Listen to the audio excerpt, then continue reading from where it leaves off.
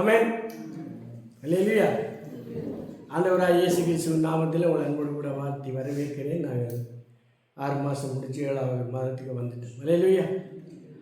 ஆகவே இந்த நாளில் எல்லாம் மகிழ்ச்சியாக இருக்கிறீங்களா? சந்தோஷமாக இருக்கா? கையை வைக்கிறீங்களா? நான் சொன்ன அந்த கையை எப்படி ஏற்றணும்? எப்படி ஏற்றக்கூடாது, எல்லாத்திலும் நிற்க கையை போகணும். மகிழ்ச்சி. ஆமென். அல்லேலூயா. இந்த அருமையான காலை நேரத்தில் நாங்கள் கொலோசியர் 1வது அதிகாரம் 27வது வசனத்தை வாசிப்போம். கொலோசியர் 1:27. புறஜாதிகளுக்குள்ளே விளங்கிய இந்த ரகசியத்திலுள்ள மகிமையின் ஐஸ்வர்யம் இன்னதென்று தேவன் தம்முடைய பரிசுத்தவான்களுக்கு தெரியப்படுத்த சித்தமானார். கிறிஸ்துவானவர் மகிமையின் நம்பிக்கையாக உங்களுக்குள் இருப்பதே அந்த ரகசியம். கிறிஸ்துவானவர் மகிமையின் நம்பிக்கையாய் எங்களுக்குள்ளே இருக்கிறார். அல்லேலூயா. பவுல் கொலோசியருக்கு எழுதும் பொழுது சொல்றார், புறஜாதியாருக்குள்ளே கிறிஸ்து எப்படி இருக்கிறாராம்?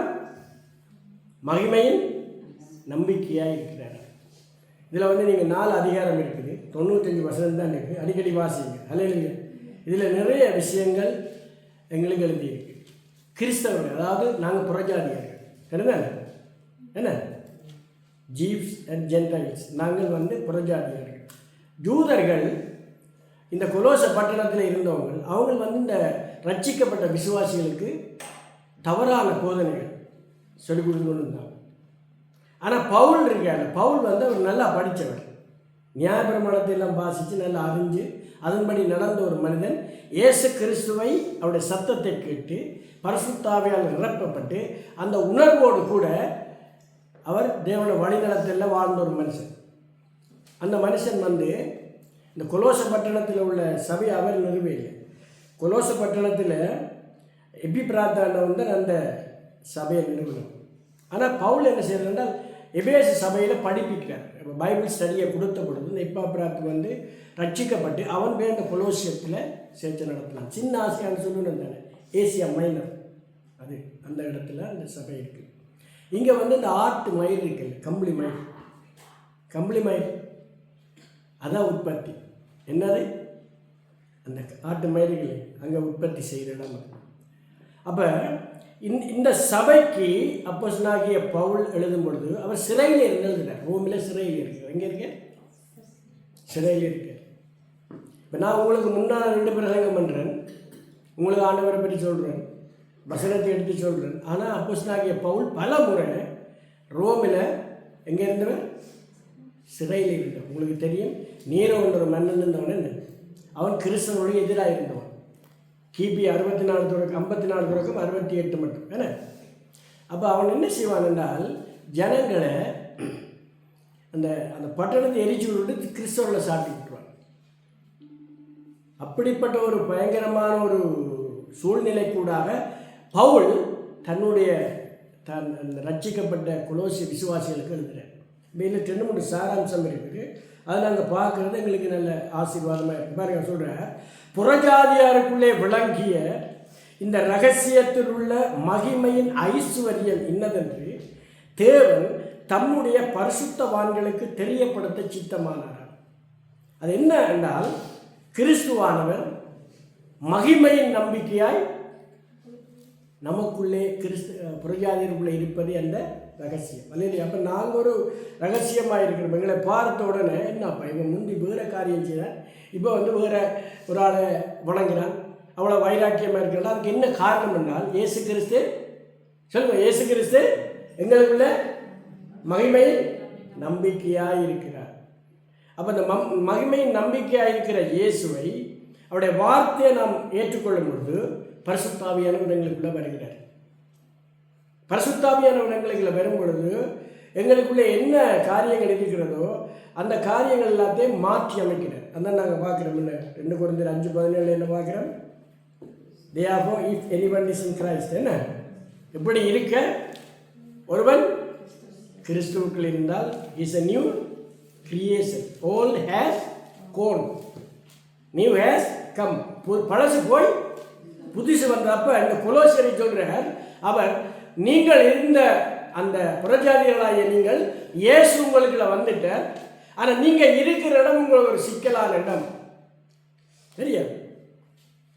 அப்போ நீங்கள் என்ன செய்யணும் என்றால் நீங்கள் வலு கவனமாக இருக்கணும்.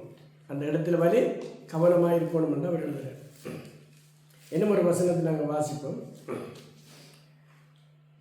1 கொரிந்தியர் 2ஆம் அதிகாரம் 12-15 மட்டுமுள்ள வசனங்களை வாசிப்போம். 1 கொரிந்தியர் 2ஆம் அதிகாரம் 12-15 மட்டும் பிள்ளை வாசிங்க. நாங்களோ உலகத்தின் ஆவியை பெறாமல் தேவனால் எங்களுக்கு அருளப்பட்டவர்களை அறியும்படிக்கு தேவனிலிருந்து புறப்படுகிற ஆவியை பெற்றோம்.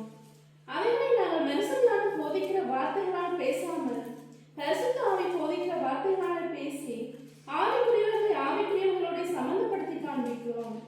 ஜென்ம சுபாவமான மனுஷனோ தேவனை ஆவிக்குரியவர்களை ஏற்றுக்கொண்டான். அவைகள் அவனுக்கு பைத்தியமாக தோன்றும்.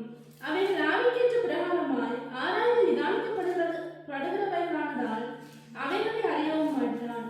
ஆவிக்குரியவன் எல்லாவற்றையும் ஆராய்ந்து நிதானிக்கிறான், ஆனாலும் அவன் மற்றவர்களாலும் ஆராய்ந்து நிதானிக்கப்படான். ஆமென். ஒருவராய் சாவாமல் உள்ளவரே, சேரக்கூடா ஒளியில் வாசம் செய்பவரே. ஒருவராய் சாவாமல் உள்ளவரே, சேரக்கூடா ஒளியில் வாசம் செய்பவரே. மனுஷராலே கண்டிராத மகத்துவரே, உம்மை எவரும் காண முடியாதவரே. உமக்கே மகிமை, உமக்கே கனமும், உமக்கே துதியும், உமக்கே ஸ்தோத்திரம். உமக்கே மகிமை, உமக்கே கனமும், உமக்கே கனமும், உமக்கே ஸ்தோத்திரம். பிள்ளைகள் மாமிசம் இரத்தத்தோடு இருக்கையிலே, நீரும் மாமிசம் இரத்தத்தோடு வந்தீரே. பிள்ளைகள் மாமிசம் இரத்தத்தோடு இருக்கையிலே,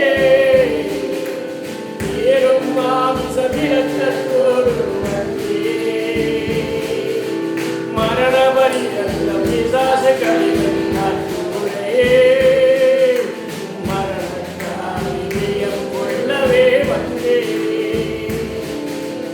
உமக்கே மகிமை, உமக்கே கனமும், உமக்கே துதியும், உமக்கே ஸ்தோத்திரம்.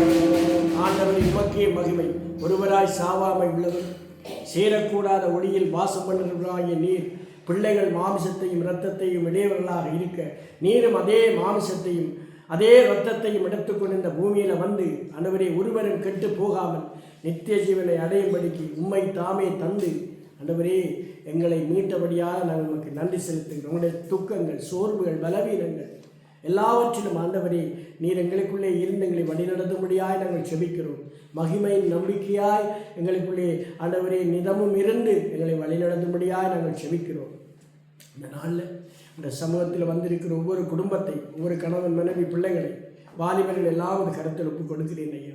இந்த நாட்களிலும் ஆண்டவரே சுவாமி, உலகமெங்கிலும் நடக்கிற பயங்கரங்கள், அழிவுகள், பொல்லாப்புகளுக்கு நடுவில் இந்த தேசத்தில் எங்களை வைத்து நீர் பாதுகாக்கிறீரே, உமக்கு ஸ்தோத்திரம். உண்ணவும் உறங்கவும் நீர் எங்களை ஆண்டவரே பாதுகாக்கிறீரே, காலநிலைகளுக்கெல்லாம் எங்களை விலத்தி பாதுகாக்கிறீரே, உமக்கு ஸ்தோத்திரம். இந்த நாளில் ஆண்டவரே இந்த தேசத்துக்காய் நன்றி செலுத்துகிறோம், இந்த மக்களுக்காய் நன்றி செலுத்துகிறோம். நாங்கள் ஒவ்வொரு நிமிடமும் ஐயா வாழ்வது உமது கிருபை, உமது கிருபை என்று நாங்கள் நன்றி செலுத்தி இந்த நாளில் இந்த வார்த்தைகளை கேட்கிற பிள்ளைகளை ஆசீர்வதி இயேசுவின் மூலம் பிதாவே. அப்போது நான் இங்கே பவுல் என்ன சொல்கிறார் என்றால், இயேசுதான் சிருஷ்டிகர். அல்லேலூயா. இப்போ நீங்கள் வேறு காரியங்களுக்கு செவி கொடுக்காது. என்ன செய்யணும்னா இயேசுதான் சிருஷ்டிகர்.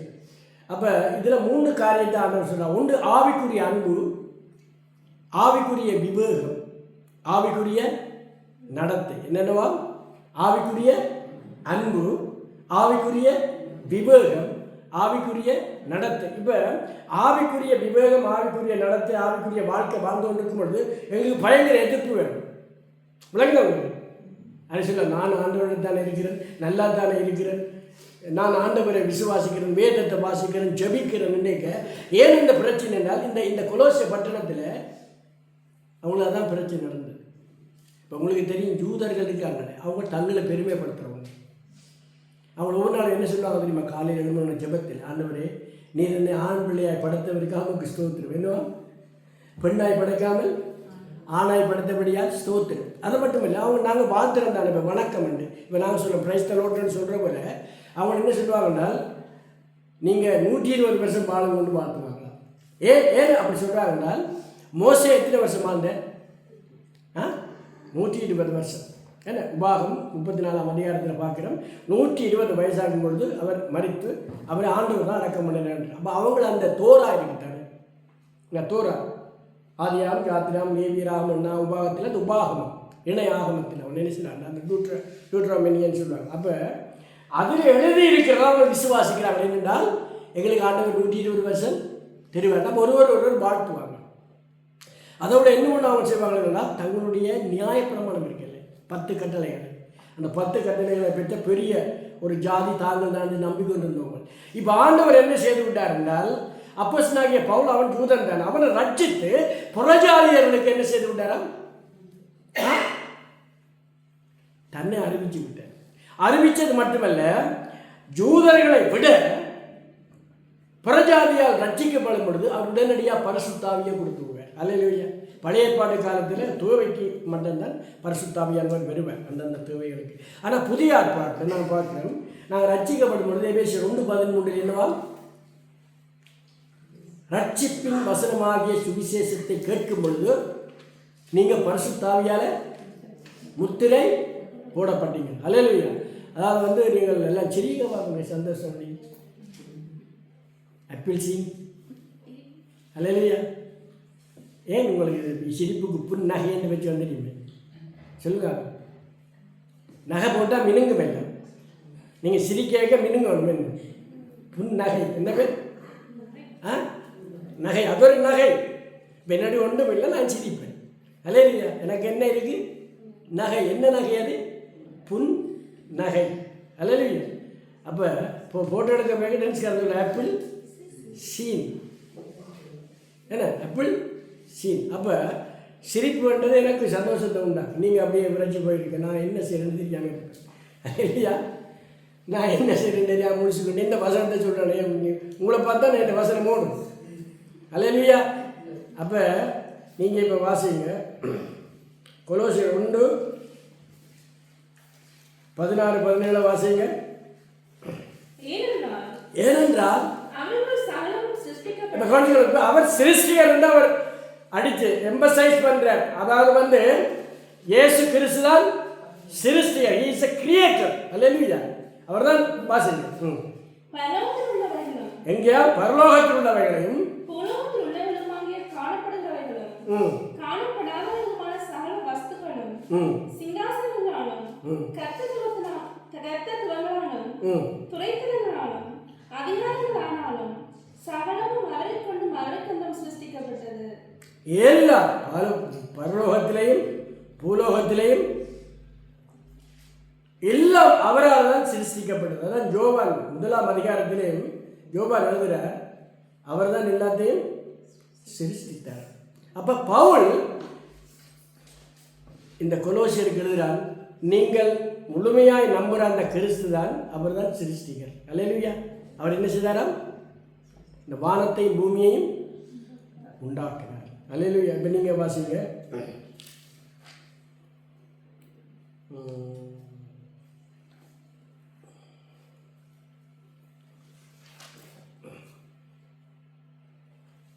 ஒன்று 28 வாசிங்க.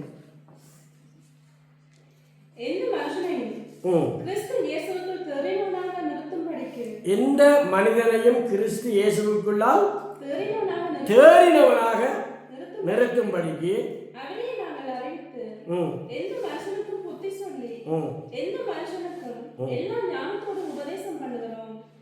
அதாவது கிறிஸ்துவை நாங்கள் எதற்காக அறிவிக்கிறோமாம்?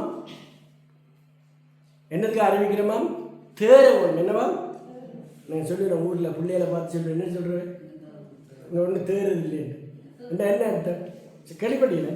இப்போ இந்த நவீன பிள்ளைகளுக்கு தெரியாது, இப்போ இந்த வகையெல்லாம் தெரியாது தேர்னது. ஏன்னா இப்போ கன பேருக்கு தெரியுமா தேர்னது தெரியாப்பா பாருங்க. அப்போ சொல்லிக் கொடுங்க வீட்டில் தேர்னது. தேர்றது என்ன அர்த்தம் என்றால் நல்ல உடம்பு வச்சு வளர்ந்து என்ன.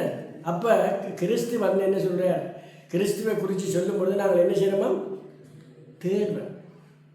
ஏன்னா இப்போ நாங்களும் நீங்களும் ஆராதிக்கிற சபை இருக்குல்ல, இந்த சபை கிறிஸ்து எங்களுக்காக சம்பாதித்து கொடுத்தது. அப்போஸ்தலர் 20:28 தேவன் தன்னுடைய சுய ரத்தத்தால் சம்பாதித்த சபையை கண்காணிப்பதற்கு தேவன் எங்களை என்ன வேதனம் கண்காணிகளாய் வைத்தார். சரி, அப்போ வேதம் சொல்லுது ஆண்டவர் சகலத்தை சிருஷ்டித்த தேவன், சகல சிருஷ்டித்த தேவன் இந்த பூமியில் இறங்கி வந்து தன்னுடைய ரத்தத்தை சிந்தி எங்களை சம்பாதித்தார். இது நாங்கள் வச்சு இந்த கட்டிடம் இல்லை, எங்களுக்கு ஒரு கட்டிடம் தேவை, குளிருக்கு உள்ளுக்கு இருக்க வெயிலுக்கு இருக்க தேவை எங்களுக்கு. ஆனால் அந்த காலங்களில் சபைகள் எல்லாம் வீடு வழியே கூடினாங்க, தெரியுதாங்க, மரத்தடியில் வீடு வழியே கூடினாங்க. ஆனால் இப்போ நாங்கள் டென்மார்க்கில் இருக்கிறபடியாக குளிர்க்க நாங்கள் கையை தட்டி பாடிக்கொண்டிருக்க விரைச்சி போவோம், வெயிலுக்கு போய் நாங்கள் பிரான்ஸில் பாடிக்கொண்டிருக்க உருகி போவோம், நாங்கள் தாரெல்லாம் உருகுது. அப்போ எங்களுக்கு ஒரு பில்டிங் தேவை, அதுக்கு தகுந்த மாதிரி சீதோஷ்ணம்னு சொல்லுவாங்களே அதுக்கு தகுந்த மாதிரி எங்களுக்கு தேவை. ஆனால் பவுல் என்ன சொல்கிறார் என்றால் உங்களை ரட்சித்தவர், உங்களுக்கு பரிசுத்தாவியை தந்தவர், உங்களை வழிநடத்துகிறவருமாகிய ஒருவர் அவர் ஆரென்றால் அவர் கர்த்தராகிய இயேசு. அப்போ நீங்கள் என்ன செய்யுங்க, மற்றவர்களுடைய அந்த வார்த்தைகளுக்கு மற்றவருடைய உபதேசத்துக்கும் நீங்கள் செவி கொடுக்காதீங்க. அல்லேலூயா. என்னவா, மற்றவருடைய வார்த்தைக்கு நீங்கள் செவி கொடுக்காதீங்க. ஜோனோஸ்டிக் என்று சொல்லுவாங்க, தெரிந்தாங்க. ஜோனோஸ்டிக் என்றால் அது வந்து சொல்கிறது வந்து உலக ஞானம். அல்லேலூயா. உலக ஞானம், உலக ஞானம் என்றால் என்னென்றால் படிப்புகள், அறிவுகள். ஏன்னா உங்களுக்கு தெரியும் கிரேக்கர் பெரிய படித்தாங்க, ஃபிலோசபியெல்லாம் கிரேக்கர் தான் நின்றவங்க. ஏன்னா ரோமர்கள் வந்து அவர்கள் சிலை வழிபாடு செய்தவர்கள், யூதர்கள் வந்து நியாயப்பிரமாணம் இருக்குல்ல அதுக்கு கீழே வளர்ந்தவங்க. இந்த புறஜாதியார்களாகிய நாங்கள் எல்லாம் எல்லாம் எதையெல்லாம் நாங்கள் வணங்கணுமோ எல்லாம் நாங்கள் வணங்கினவங்க. அப்படித்தான் அந்த கொலோசியரும் இருந்தவங்க. ஆனால் அவர்கள் இயேசுவை அறிந்த பொழுது அவர்கள் என்ன செய்கிறார்கள் என்றால் பரிசுத்தாவிக்குள்ளே தங்களை நிலை கொண்டிருக்கும் பொழுது யூதர்களுடைய போதனையால் அவர்கள் சிதறப்படும் பொழுது தான் பவுல் எழுதுகிறார். எங்கே இருந்திருக்கிறான் நல்லா யோசிச்சு பாருங்க. சிறைக்குள்ளே இருக்கிறான், சிறைக்குள்ளே இருக்கிற உணவு, சிறைக்குள்ளே இருக்கிற அந்த வாழ்க்கை நடைமுறையெல்லாம் கஷ்டமான ஒரு சூழ்நிலையில் அந்த மக்களை நினைச்சு அந்த மக்களுக்காண்டி அந்த மக்களை தன் இருதயத்தில் வச்சு எழுதுகிறான். அதுதான் ஒரு ஊழியக்காரனுடைய கடமை. அல்லேலூயா. அப்போ அவனுக்கு தெரியும் தான் எங்கே இருந்தாலும் இந்த நிருபத்தை தான் எழுதினால் அவர்கள் என்ன செய்வார்களாம், செவி கொடுப்பார்களாம். அல்லேலூயா. இப்போ பாருங்க, நீங்கள் 3ஆம் அதிகாரம் 18 இருந்து சில வசனங்களை வாசிக்கணும். கொலோசியர் 3:18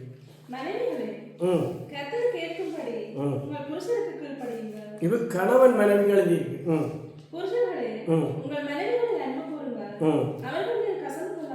ஓகே, ஒரு ஆள் கீழ்ப்படியணும், ஒரு ஆள் அன்பு செய்யணும் என்று எழுதுறேன். அடுத்தது பிள்ளைகளை, இதப்ப பிள்ளைகளுக்கு எழுதுறேன். யாருக்கு? பிள்ளைகள்.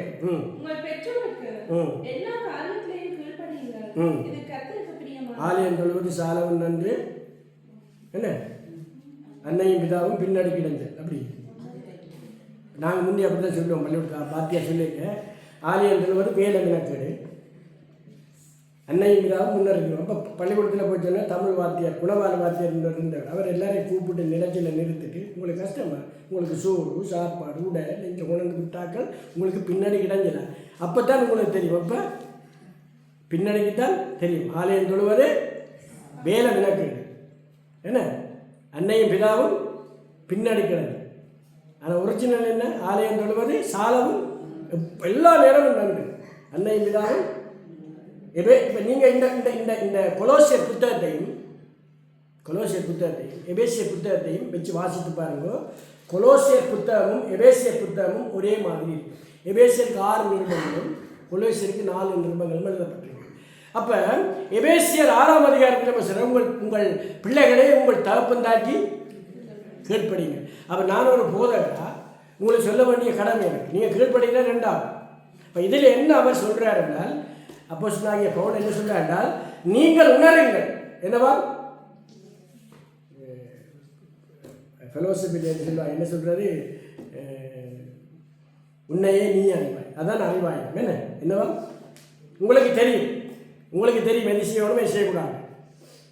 என்ன அப்போ பவுல் எழுதுகிறார் என்னென்னால், உங்கள் எல்லாருக்கும் தெரியும், கணவனுக்கு தெரியும், மனைவிக்கு தெரியும், பிள்ளைகளுக்கு தெரியும். இப்போ அடுத்த வாசிக்க, பிள்ளைகளே உங்கள் பெற்றோருக்கு எல்லா காரியத்திலையும் கீழ்ப்படியுங்கள், கர்த்தருக்கு பிரியமானது. பிதாக்களே உங்கள் பிள்ளைகள் திடற்று போகாதபடி அவர்களுக்கு கோபம் ஊட்டாதீர்கள். இப்போ பிதாக்களுக்கு எழுதுகிறார். பிதாக்களும் கவனமாக இருக்கட்டான பிள்ளைகளோட. ஏன்னா உங்களுக்கு தெரியும் எங்கள் அப்பா செய்கிற வேலை என்று அப்படி சொல்லுங்கள். உங்கள் அம்மா தெரியும் எங்கள் அம்மா செய்கிற வேலை நீங்கள் பார்த்தா தான் தெரியும். அப்போ அங்கே அவனுக்கும் எழுதுகிறார். ஆண்டவர் பவுலை பிடிச்சி என்ன எழுதுகிறார், அவைக்கும் எழுதுகிறார். ஏன்னா இப்போ மனுஷன் உங்களுக்கு தெரியும் உங்கள் அப்பா அந்த வேலை அவர் சொல்லி உங்களுக்கு நீங்கள் சும்மா விளையாட்டு பிரசங்கம் பண்ணிட்டு போகிறீங்களா, அவர் சரி ஓகே. அடுத்தது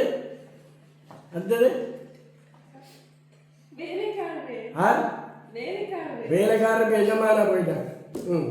சரீரத்தின்படி உங்கள் எஜமானராய் இருக்கிறவர்களுக்கு எல்லா காரியத்திலையும் கீழ்ப்படிந்து நீங்கள் மனுஷருக்கு பிரியமாயிருக்க விரும்புகிறவர்களாக பார்வைக்கு ஊழியம் செய்யாமல் தேவனுக்கு பயப்படுவர்களாய் கபடமில்லாத இதயத்தோட ஊழியம் செய்யுங்கள். வேலைக்காரர்கள். அடுத்தது நீங்கள் கர்த்தராகிய கிறிஸ்துவை சேவிக்கிறதுனாலே சுதந்திரமாகிய பலனை கர்த்தராலே பெறுவீர்கள் என்று அறிந்து எதை செய்தாலும் அதை மனுஷர்களுக்கு என்று செய்யாமல் கர்த்தருக்கென்றே மனப்பூர்வமாய் செய்யுங்கள். எதை செய்தாலும் அதை நீங்கள் மனுஷருக்கென்று செய்யாமல் அதை கர்த்தருக்கென்று மனுஷருக்கு செய்யுங்கள். விளங்கினவங்க, நான் செய்கிறதெல்லாம் கர்த்தருக்கு. இப்போ ஆண்டவர் 25ஆம் அதிகாரத்தில் சொல்கிற, நான் தாகமாயிருந்தேன், தாகமாயிருந்தேன், தண்ணீர் கொடுத்தீர்கள். நான் பசியாக இருந்தேன், நீங்கள் எனக்கு உணவு தந்தீர்கள். நான் வஸ்திரம் இல்லாமல் இருந்தேன், நீங்கள் எனக்கு வஸ்திரம் தந்தீர்கள். சரியா? நான் காவலில் இருந்தேன், என்ன நீங்கள் என்ன செய்தீர்கள், விசாரித்தீர்கள். நான் வியாதியாக இருந்தேன், என்ன பார்த்தீர்கள். அல்லேலூயா. அப்போ அவங்க கேட்குறாங்க, ஆண்டவரே இது எப்போ செய்வோம், எப்போ செய்யலாம். இந்த சிறியருக்கு எதை செய்தீர்களோ, இல்லை நான் சொல்லப்பட்டது எதை செய்தீர்களோ அது எனக்கு தான் வருது. உங்களுக்கு அப்போ கொலோசியருக்கும் அவர் தான் சொல்கிறார், நீங்கள் எதை செய்தாலும், கணவனோ மனைவியோ பிள்ளைகளோ எதை செய்தாலும் நீங்கள் கர்த்தருக்குள்ள அதை செய்யுங்கள். அல்லேலூயா. என்ன செய்தால் கர்த்தருக்குள்ள செய்தாமன்னு அறிவுறுத்துகிறார். இப்போ நீங்கள் வாசிங்க 4ஆம் அதிகாரம் 1 வசனத்தை வாசிங்க. எஜமான்களுக்கு எழுதுகிறார். யாருக்கு? எஜமான்களே உங்களுக்கு பரலோகத்தில் எஜமான் இருக்கிறார் என்று அறிந்து வேலைக்காரருக்கு நீதியும் செவ்வையுமானதை செய்யுங்கள். அப்ப வேலை செய்கிற ஆட்களை கௌரவப்படுத்தணும்.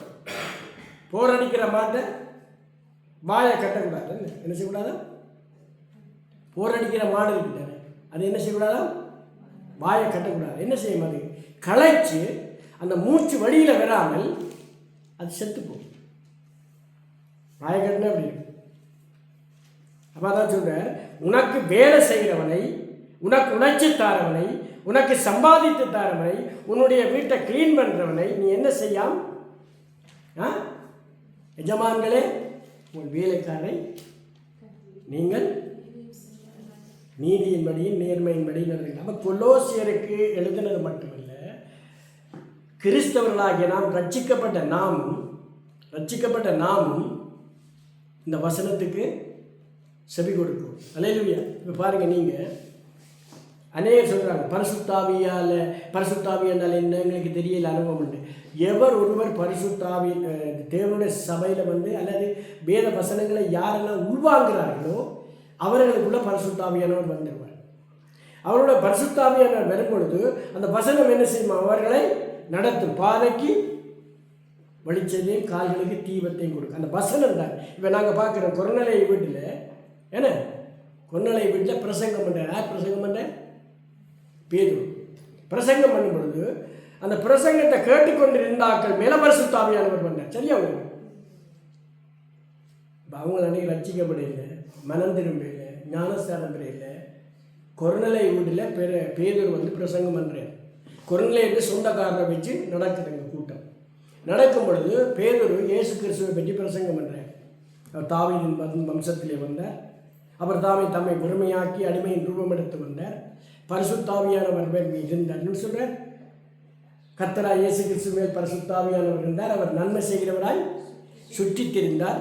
பிசாசில் அடிமைப்பட்டவர்களை விடுதலை செய்தார்கள் எழுதும் பொழுது, அது சொல்லும் பொழுது அவங்க என்ன செய்கிறாங்கன்னா கவனமாக கேட்ட பொழுது அவர்கள் பரிசுத்தாவியால் நிரப்பப்பட்டார். அப்போ வசனத்தை நாம் யாரெல்லாம் கேட்கிறோமோ அவர்களுக்குள்ள பரிசுத்தாவியானவர் இருக்கிறார். அதான் வந்து இந்த வார்த்தையில் சொல்லப்பட்ட ஒரு முடிவு. அல்லேலூயா. விளங்குங்க. பரிசுத்தாவியானவர் என்றால் அவர் வார்த்தையானவர். வார்த்தை அந்த வேதம் என்ன சொல்லுது? வார்த்தை மாம்சமாகிறது மட்டுமல்ல, கிருபையினாலும் சத்தியத்தினாலும் எங்களுக்குள்ள வாசம். உங்களை பார்க்க பயமாக இருக்குன்னா நீங்கள் பெரியான கவலையாக இருக்குது. என்னடா அந்த ஞாயிற்றுக்கிழமை போகுதுங்களே, இந்த மனுஷன் நேரம் பண்ணிட்டாலும் அர்த்தம் இருக்கு அப்படி சொல்லக்கூடாது, யோசிக்கக்கூடாது. நீங்கள் யோசிக்கிறேன்னு விளங்கு. கவனமாக கேட்குறீங்களே. அடுத்த கிழமை ஒரு பரீட்சை வந்து வைக்க வேண்டியது. அதாவது வந்து நான் என்ன சொல்ல வரேன்றால், கொலோசியர் என்ற ஒரு சபையில் சிக்கல் இருந்தது. ரட்சிக்கப்பட்ட மக்கள் மத்தியில் யூதர்கள் போய் குழப்பத்தை உண்டாக்கிட்டாங்க. சரியா? இப்போ சில பேர் எங்களை கேட்பாங்க, இயேசு சொன்னவரோ தான் கடவுள் என்று இப்படி ஒரு கேள்வியை கொண்டோட நாங்கள் வீட்டு போய் குழம்பிப்போம். அப்போ அதுக்கு எங்களுக்கு என்ன தேவை? வசனம். நானே வழியும் சத்தியமும் ஜீவனும் என்று ஆண்டவர் சொல்கிறேன். என்னே இல்லாமல் ஒருவரும் மேலே பரலோகத்துக்கு வராது. விளங்கினவங்க. நானே மெய்யான திராட்சை செடி, நீங்கள் கொடிகள். அப்போ என்ன சொல்கிறாங்க? என்னில் நிலைத்திருங்கள். இந்த விளங்குனவங்க. அப்போ ஆண்டவராய் இயேசு கிறிஸ்து தான் சகலவர். ஆண்டவராய் இயேசு கிறிஸ்து அவர் தான் சிருஷ்டிகர். இப்போ வேதத்தை நாங்கள் பிலிப்பியர் எழுதும்போது சொல்கிறேன், அவர் தம்மைத்தாமே வெறுமையாக்கி அடிமையின் ரூபம் எடுத்து மனித சாயலான. அப்போ அவருடைய சாயல் என்னவா? ஒருவராய் சாவாமை உள்ளவரும் சேரக்கூடாத ஒளியில வாசம் பண்ணுகிறவரும் மனுஷரால கண்டிராதவரும் காண முடியாதவருமாகிய இயேசு கிறிஸ்து தான். சரியா? அவர் என்ன செய்தாராம்? வந்து பூமியில மனிதனோடு இருந்து மனிதனுக்கு தன்னை வெளிப்படுத்தி தான் ஆரண்டு சகலரையும் சொல்லி, உலகத்திலேயே இன்றைக்கு எத்தனோ அன்பு இருக்குங்க. அந்த அன்பில் ஆண்டவருடைய அன்பு இருக்கு. அந்த அன்பு இந்த உலகத்தில் ஒருத்தரும் இல்லை. சில பேர் ஆண்டவரை ஒரு புரட்சியாளர் இருக்கிறாங்க.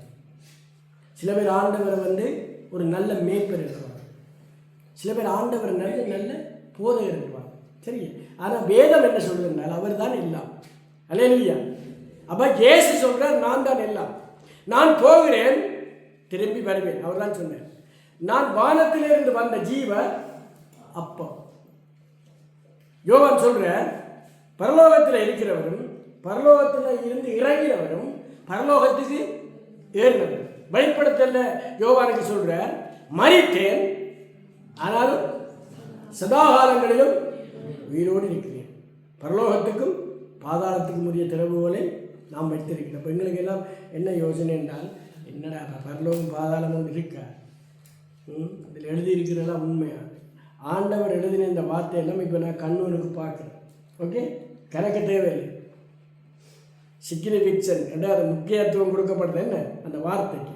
உங்களுக்கு விளங்குங்க, அதுக்கு ஒரு வார்த்தை.